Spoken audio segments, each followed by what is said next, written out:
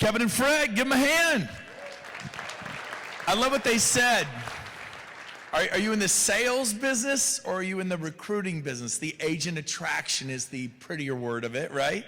And I loved how Fred just said he really struggled with that a little bit. Let me tell you, there's two guys over 100 years ago that decided they were in the agent attraction business, that they were recruiters. They're the only agents we remember. All the rest were salespeople. You know who those two guys were? Coldwell and Banker. Two guys. They go, you know what? The only ones we remember. Everyone else, put your finger in a glass of water, pull it out, water goes, whoop. Right? And then there's those two guys, Keller and Williams. Gary Keller, Dave Williams. They decided they weren't just salespeople, they were in the agent attraction business, recruiting. They're real serious about it, by the way. And they built a beautiful. Then there's Berkshire Hathaway, those guys, recruiters. Then there's Sotheby's and Christie's. These are people's last names. Dave Lineker from Remax, recruiters. That's where the true leverage is. And so some of you heard what they said, like, I don't want to press play. That video is 40 minutes long or however long it is. That's hard to get people to sit down and look at it. That's like saying it's hard to get a listing appointment. Well, I guess you'll never be a listing agent, right? It's not hard at all. It's your mindset. I used to sit there that first year and press play with Rob Flick. His video was 48 minutes long. You know what? I didn't have any problem at all. But you know what? If you think you have a problem, you totally got a problem. And if you don't think you have a problem, you don't have a problem. It's kind of up to you. I had no problem. I couldn't wait to press play and to show the Rob Flick webinar. I was so excited if they just see this, they're in. And I showed it and showed it and showed it every single day. For like the first 2 months, I must have showed it to 60. Like, that's excessive. Oh my God. I went on a listing appointment that morning, but I was excited about 1 o'clock, because at 1 o'clock I'm going to talk to Randy Bird. And then I went on a listing appointment the next day and one that afternoon, but at 4 o'clock I was going to talk to Rick Jiha and Casey. And I couldn't wait. I looking forward to it all day. It gave me energy. It was exciting. Because I spent decades selling and selling and selling, and selling's great. But like they said, some of you need to sell less and create margin to do the greater thing. Does that make sense? Say no to good things to make room for great things. Really, come on, think about it. Selling 500 homes is great.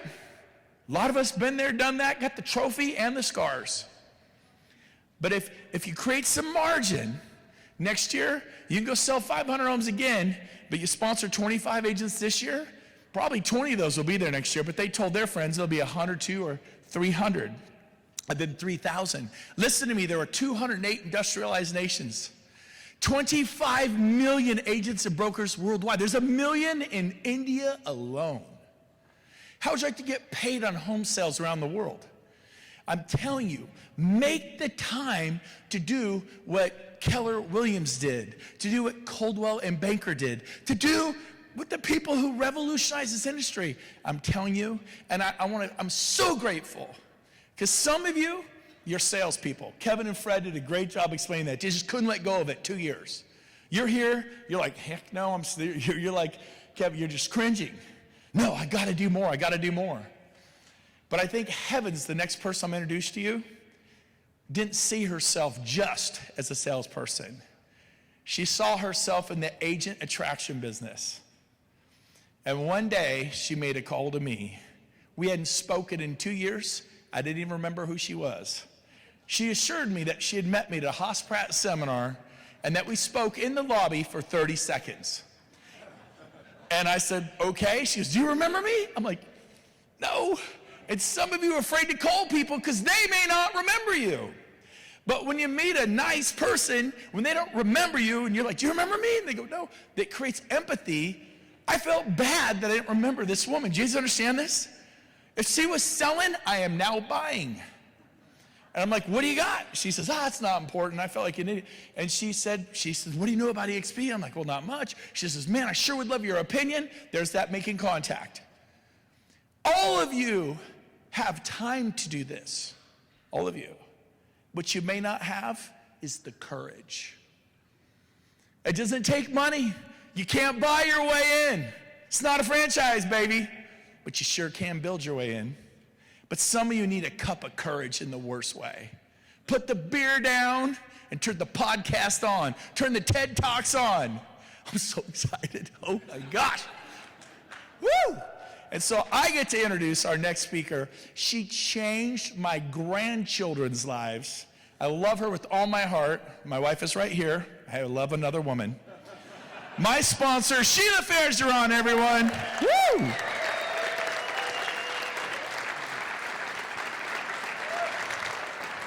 Woo! Thank you. Whoop. Am I on? Awesome. I am so excited to be here. So I gave a speech back in 2019, which was the last event we had done, and it was about your why. And I discussed the excuses that you can make, that we make to ourselves, right? And I was very vulnerable about my past, about a lot of suffering and a lot of struggles I've been through, and how I didn't give myself those excuses. And then learning how to become who you want to be. And a few weeks ago, an agent popped into a clubhouse room that I was leading, and he said, I had to come in here, I saw your name. He said, I have to thank you. He said, because I play that video of you every time I do an EXP Explained. He said, yesterday I had 85 agents in the room, and they were all in tears at the end. And I want you to know how grateful I am. And it reminded me that after that speech, I've had a lot of people contact me, message me, text me, saying, how do you do it? How in the world did you get to that place? So today, I want to share with you my how. And basically, you might think I'm a little crazy. Some of the stuff I'm going to say, you're going to be like, holy mackerel, hold on. She's a little intense there. But I hope what I share with you will help you as much as it has helped me become who I am. Let's see. That's my why. So 25 years ago, I found something called the Wheel of Life. And you learn how to create a balance in your life on every area of your life to become who you want to be. And that is what started my quest. But let me be clear, I have not accomplished the goal. I am a work in progress, which is what I want to share with you. So here's my secret. So what do I mean? Jim Rohn says work harder on yourself than you do on your job. And over the years, we've all had lots of great coaches, right? We have amazing coaches even in this room. And a lot of us have been very successful because of what those coaches have taught us to do. But if we're being honest with ourselves, for our wheel of life, some of those spokes aren't working so well, right? There's some stuff we all have to work on. So I had to ask myself that question, what's it going to take for me to get to that place? And I was on a prayer walk one day, and a scripture came to mind in 2 Timothy, and it says, for the Spirit God gave us does not make us timid, but gives us power, love, and self-control. And I was like, oh, no, really? Self-control? That's what you want me to work on? Serious? And I'm like, okay, if that's the issue, guess what? I'm going to dig in deep. So point number 1, don't eat the marshmallow. There was a study done in the 1960s by a Stanford researcher on the power of self-control. They took a group of preschoolers, and each child was offered a marshmallow, a cookie, and a pretzel. And they said, you can have any of them you want, but I'll make you a deal. If you can hold off for 15 minutes, we'll let you have 2. Almost none of them could do it. Some of them jammed the cookie in their mouth right away. Some of them at least tried to wait for a second cookie. They actually displayed a lot of different behaviors. Some of them actually covered their eyes or turned away. Some of them were pulling their hair. Some of them were kicking the desk. Some of them were actually playing with the marshmallow like a little stuffed animal. but almost none of them did it. And the whole point was a 4-part scale about how to delay gratification. But really, later on, the interesting thing is the researcher's daughter went to school with a lot of those kids. So when they grew up, they decided to do another study. And they found that those children, when they tracked them down, the ones who seemed to get in the most trouble were the same ones who couldn't wait for the marshmallow. Those kids that demonstrated higher levels of willpower and self-control outpaced their peers. They actually had better grades, better test scores, were more popular, and less likely to do drugs. The children that actually held out for all 15 minutes scored 210 points higher on their SATs. They went on to achieve higher levels of education and report higher levels of happiness, and actually had lower body mass indexes as well. Okay, so I gotta be honest. I am definitely not one of those kids that would have lasted 15 minutes. I was either the kid that was gonna shove the cookie in their mouth, or I may have been the second kid that would have waited a little bit because I would have wanted 2 cookies, okay? So the study actually showed that self-control was paramount, and it affected virtually every area of your life. Self-controlled people are more sociable, more honest, and more sacrificial. They actually scientifically have proven that they have lower rates of depression, anxiety, substance abuse, and aggression, and they even live longer. One doctor even said, if you could bottle self-control, it would be one of the most valuable substances on earth. And when I looked in the Bible, words translated from Greek about it even are sober, restrained, balanced, self-mastery. They did another study and they found out willpower actually depletes or decreases. That if you're trying to resist a temptation, it drains your willpower reserves, which is why so many people quit diets and why so many people go back to drugs. They realize that you can grow your willpower, but we also need to conserve it, we need to learn to manage it, and we need to learn to replenish the willpower in a consistent way to be successful. So they realize that self-control is like a muscle, that it weakens immediately after use, but it strengthens with frequent use. The more you work it, the stronger it gets. And we all hear about this word discipline, right? But we normally aren't digging deep enough to understand what it takes to translate that into our daily lives and into our mindsets and to internalize it. So I became crystal clear with all of this knowledge that what I was currently doing was not going to get me to where I needed to be. Then I found a groundbreaking work by a doctor from Stanford a decade ago. She had become the #1 class at Stanford. She had helped people in every walk of life overcome addictions, substance abuse, and students' problems that had plagued them their entire lives. And what she discovered is how to replenish willpower, how to build self-control like a muscle, and how to overcome the obstacles to success. And I don't have time to go over everything, but I'm going to tell you, this has been truly life-changing for me. So this is how your brain works. Part of your brain is the I will power. The other side of your brain is the I won't power. And then the front of your brain is the I want power. And she described that training your mind for what you will do, what you won't do, but most importantly, training your mind for what you want or what you desire most is what it takes to become who you want. So scientists realized, and I love this little picture, that this little guy in the front is the boss. He's actually running the show, and he's telling everybody else what to do. It actually affects how you talk to yourself and how you talk about yourself. And sometimes, we wind up with a mess, something like this. Our crazy minds running amok, right? Out of control.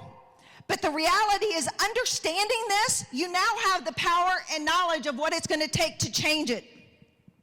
And this is what I did. So step one, you start mental training. Deciding the things you want to do, the things you won't do, and the things that you absolutely are going to do. So having self-discipline and willpower requires the ability to do difficult or unpleasant things, because those things are better for your well-being in the long run. And if you don't train your mind and train your awareness, you're either going to have the pain of discipline or you're going to have the pain of regret and disappointment. And I know which one I'm choosing. So I'm going to be very vulnerable here, because I've never shared this with anybody, just FYI. Nobody knows my system for what I've done to get where I am. And so I'm going to share something. This is how I see myself. I believe I am at war, so to speak, with myself. I can be my worst enemy, and I'm typically, like Blake said, the reason why I may not be where I want to be. So this is the picture I have in my mind about myself. I am a warrior. And I am not going to let anything, not my past, not my feelings, not my crazy distracted thoughts, I am going to push myself towards what I want and what my desires are and what my goals are. You guys with me? Secret number 2, make your bed. Do you know what the difference between 1 degree or 1% is? At 211 degrees, water is hot. At 212 degrees, it boils. With boiling water comes steam, and steam can power a locomotive. 1 extra degree makes all the difference. 1 degree may not seem noticeable or significant, but if you improve by 1% a day, you will be 37 times better in a year. So what starts as a small win can become so much more. There are 2 great books you can read, and they break down the specifics of small, incremental changes that will add up over time.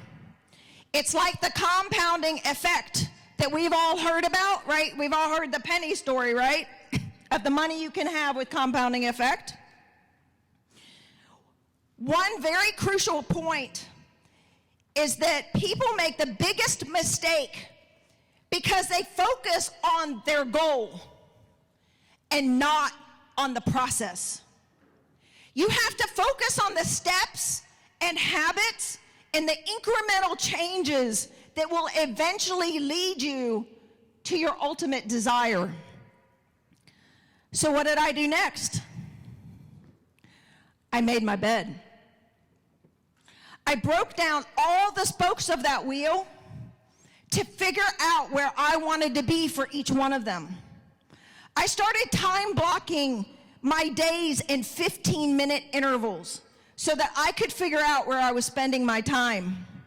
And then I set up time blocks for every single thing I wanted to accomplish in my schedule and in my life, for the things that matter to me to become a habit. I did the same things the same way every day until it was a habit and second nature, and until it became me. I am very intentional. And I have an order to my life. When I cook, when I shop, when I walk, when I work, my Bible study, my family Zoom meetings, my family vacations, my calls to my dad, I don't do it to be a robot. I do it to be free. Freedom comes when you have systematically created a life based on what is important to you, what you value. I am free from the guilt of I shoulda, I woulda, I coulda. And the framework of my life is a habit, so that the rest of my time can be invested thinking, dreaming, building, and creating anything that my heart desires. Right? Watch your words. Watch your thoughts. They lead to attitudes, which become your words, which become your actions, which become your habits, which form who you are, which becomes your destiny. So let's talk about the last crucial piece that brought it all together for me. So scientists discovered that there were specific things you could do to help you with your self-control and your willpower. Number one, sleep. 8 hours a night actually recovers your willpower reserves. What you eat, you are what you eat. They recommend a plant-based diet. Number 3, exercise, move your body. Number 4, deep breathing exercises, breathing for a few minutes and letting it out. Relaxation exercises, relaxing for 5 to 10 minutes every day. Meditation helps calm your mind, and prayer. Prayer was what researchers figured out unlocks a wide range of self-control skills, including attention, focus, stress management, impulse control, and self-awareness. They discovered that prayer replenishes willpower. It creates and buffers self-control depletion. Prayer became my secret weapon. Along with my Bible study, it is what changed me. But I figured, knowing me, the little kid that stuffs a cookie in his mouth, I might as well do them all. Maybe I'll have more success that way. So I created a framework for a perfect day that I still follow to this day. This is an example of my morning. I started disciplining my schedule to sleep 8 hours a day. I eat a plant-based diet. I started drinking 3 liter bottles of water a day. I started doing a prayer walk an hour a day and reading my Bible 2 hours a day. I do breathing exercises and relax by the ocean at the end of my prayer walk. And I can testify that I am not who I was, and I am not who I'm going to be.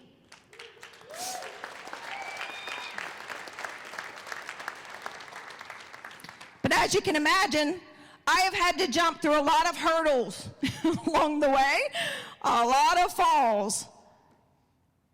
But I love what Michael Jordan says. Obstacles don't have to stop you. If you run into a wall, don't turn around and give up. Find out how to climb it, how to go through it, or how to work around it. So here's something you can do to make a commitment to yourself, to your future self, of who you want to be. So my prayer for you is this. Don't eat the marshmallow. Work harder on yourself than anything else. Make your bed and create the framework to build the habits that build the life and support your why.